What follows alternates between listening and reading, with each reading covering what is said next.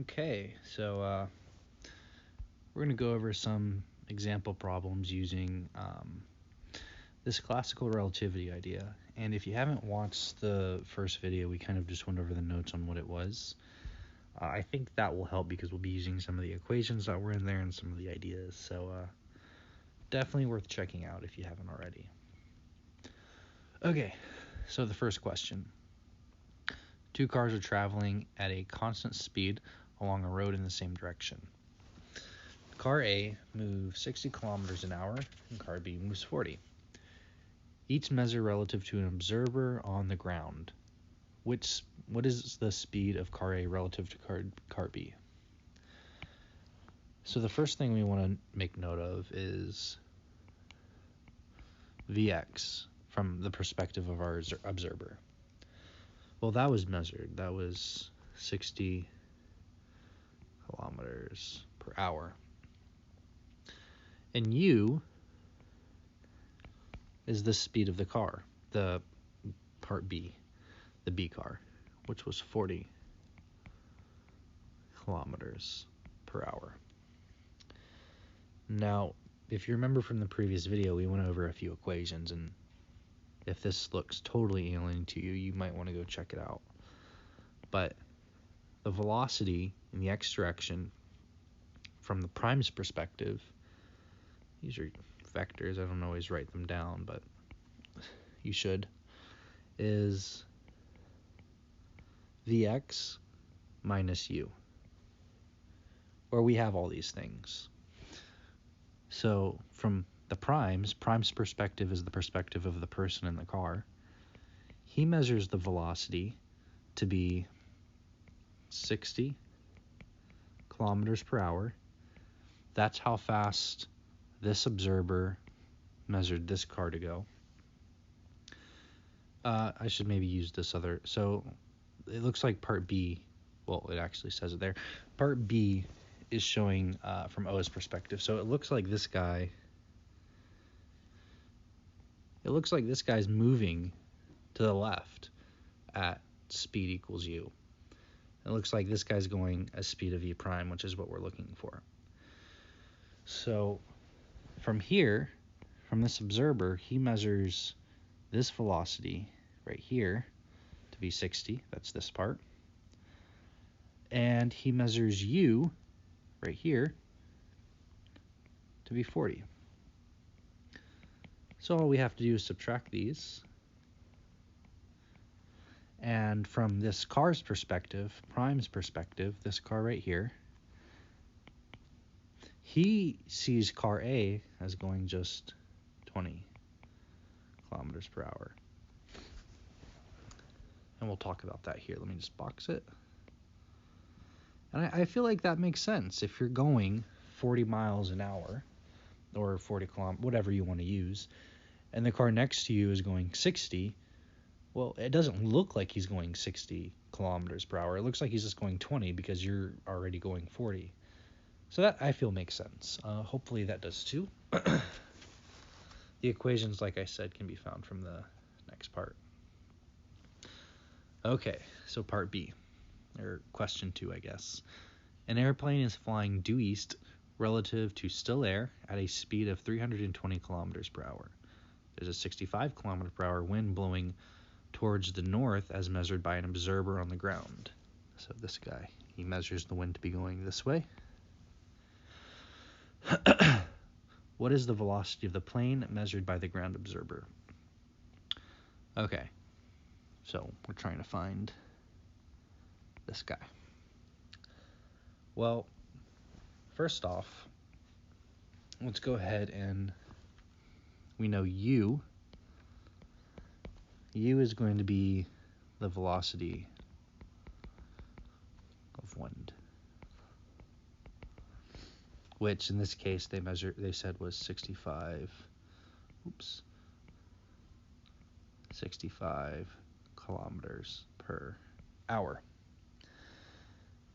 And U is going in the x direction, so it's a little weird the way the compass is, but this is in the positive x direction. So that is the way that our wind is blowing. Our wind is blowing in the positive x direction, where this east is our y. So it's a little funky, but hopefully that kind of makes sense. Now v prime y, what does that mean? V prime y is the speed and going in the east direction, because we said y is east, from the observer in this plane, who's also going north by that same wind. That wind's it's throwing the plane off and it's throwing the hot air balloon off.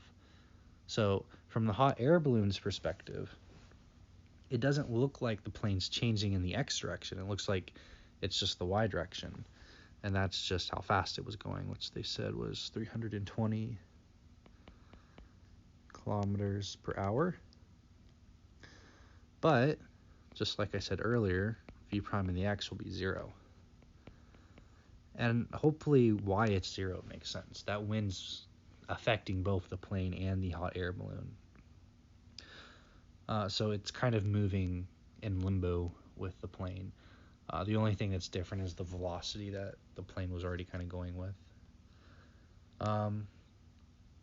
Right, so we have that, and we can use our equation. Vx is equal to v prime x plus u. And again, these equations, a lot of these came from the last video. If you haven't seen them before, you might have also seen it like this. But then just adding it over, we can see Vx is just v prime x plus u.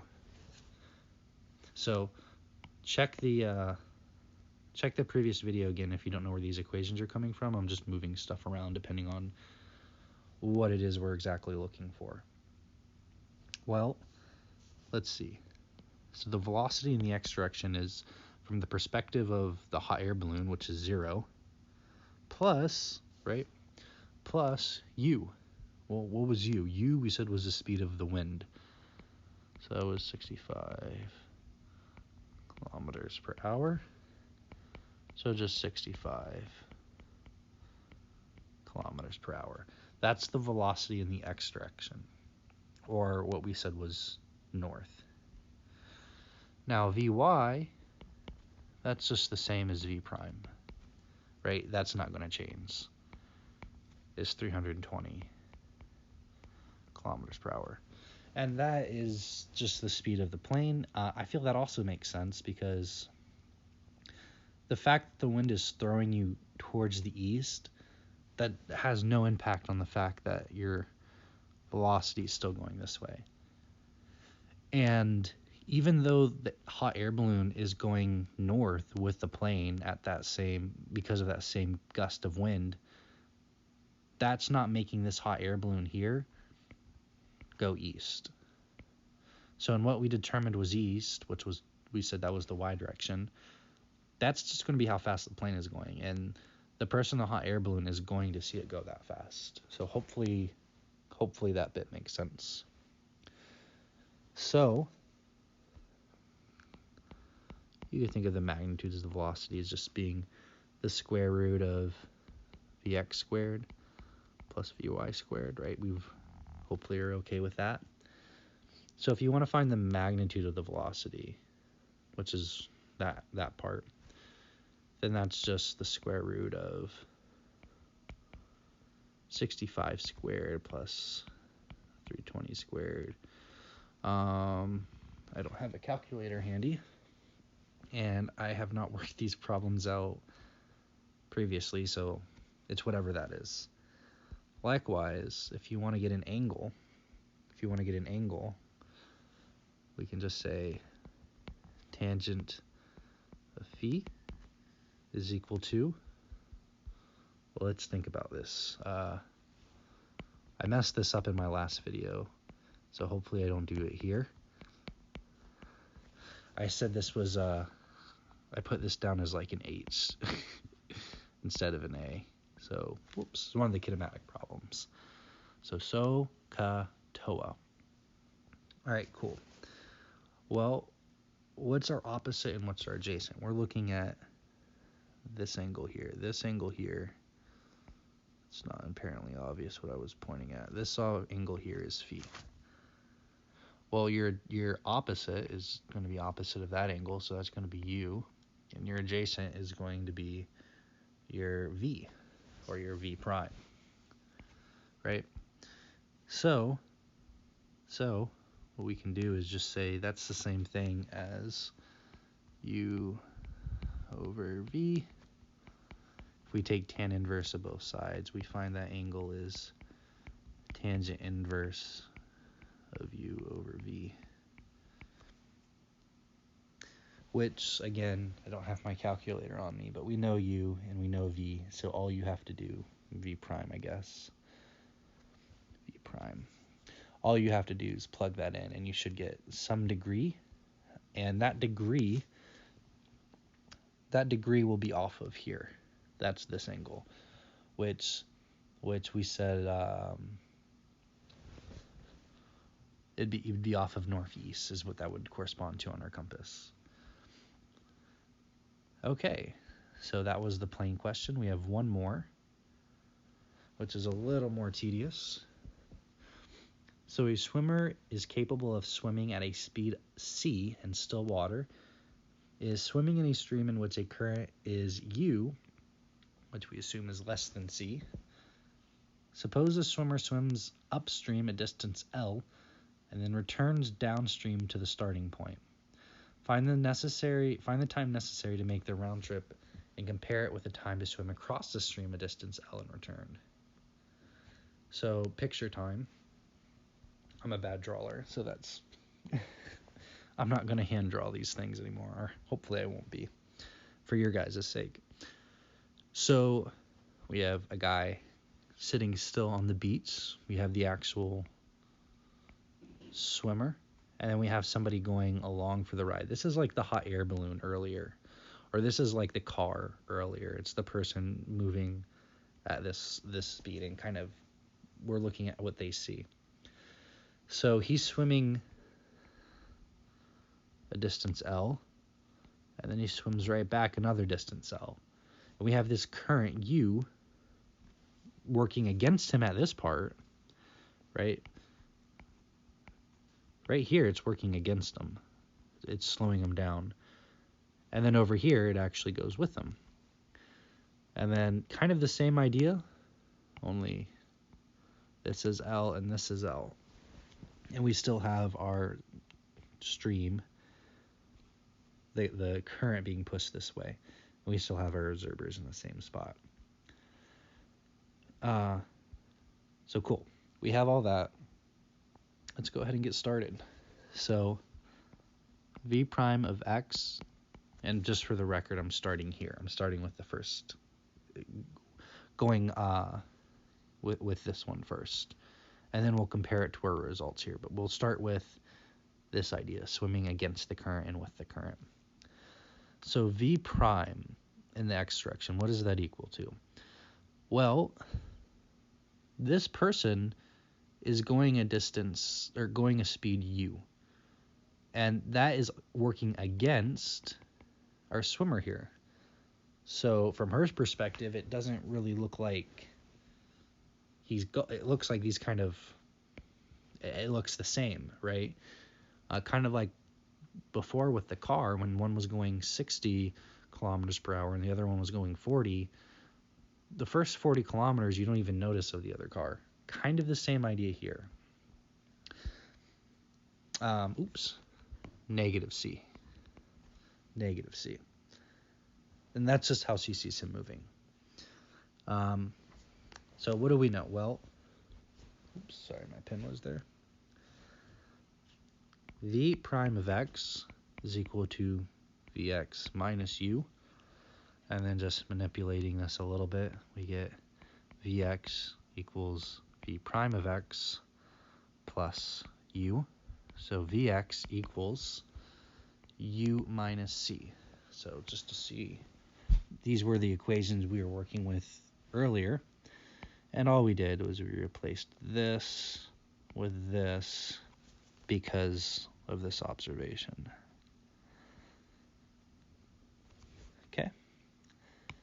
So hopefully that part makes sense.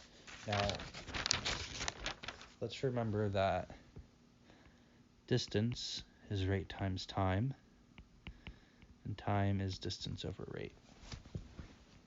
That's actually going to be a little helpful. So if we're looking at the time to go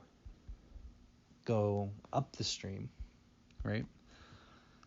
The time to go up the stream.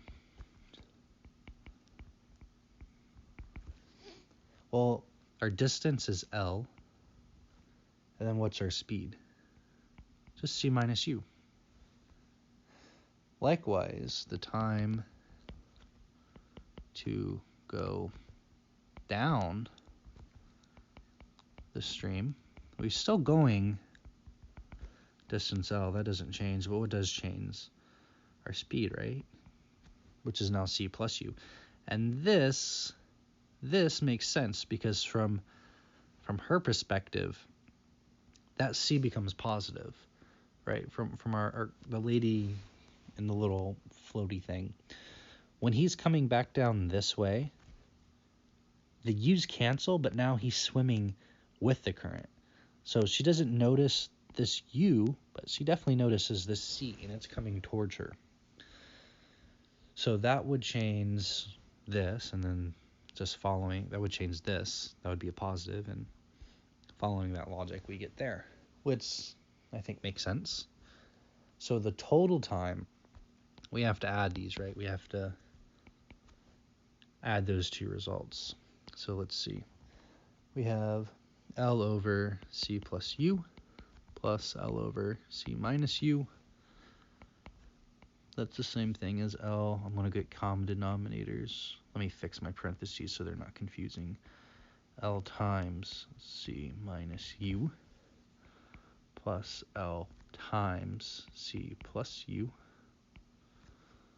all over. So if we were to multiply these two out, right, that would just be C squared minus U squared. You can FOIL it out to C, but it's just a little algebra trick. So distributing, we get LC minus LU plus LC plus LU all over C plus U times C minus U, which we said was C squared U squared. You can just FOIL if you don't believe me. Right, when you FOIL these, the middle terms are going to cancel. So you'll get your C squared plus, right, minus U squared.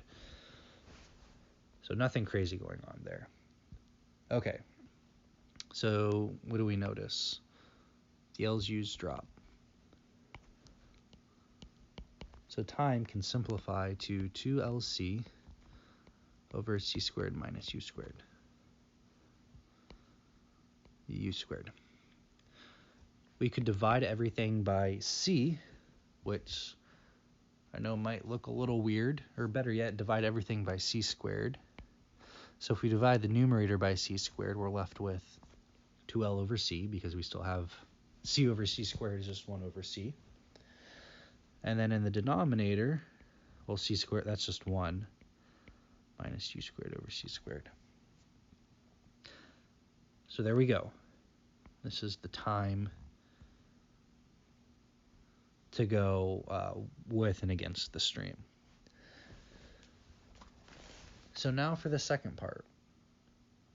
Well, first off, let's look at the picture. I think that helps. So from this guy's perspective, it doesn't look like he's moving in the x direction because he's going to be swimming in such a way that he goes right there and back. So from his perspective, it doesn't look like there's any velocity in the x direction. He's just going there and back. So v prime of x is going to be just negative u, right, from our equations. So if we were to look at this, right, he's going to come at such a way where this is like our u, right, and this is like I guess you could say this is like your v prime of x, your v prime of y. And then this is the speed. Okay? So that is from the perspective of O prime. O prime, that's what she would see. Right? And we know that this is u. So that's this part of the triangle. Cool. So the speed that he's going, which they said was speed c, is just the square root of v prime x squared plus v prime y squared.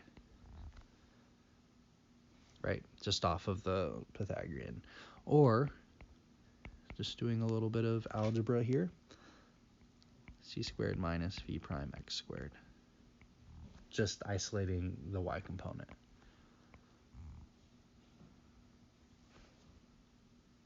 So I think that kind of makes sense. I think that makes sense. I think we're good there. But what did we say v prime x was? We said that's just u, so minus u squared, right? Because this is this. They're the same thing.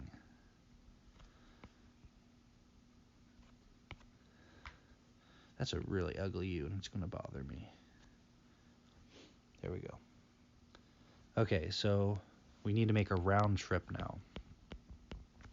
Which means you need to go twice. You need to go twice. You go,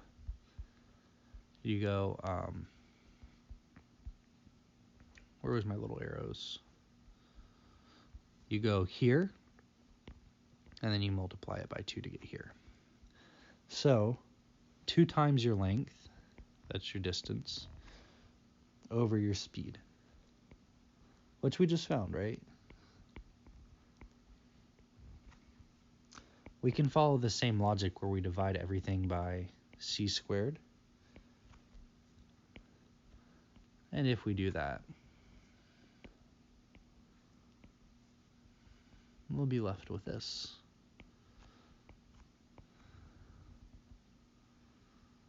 Right? So, let's think about this. If we compare this to what we got here, you can kind of compare the time it takes, depending on what the actual speed itself was.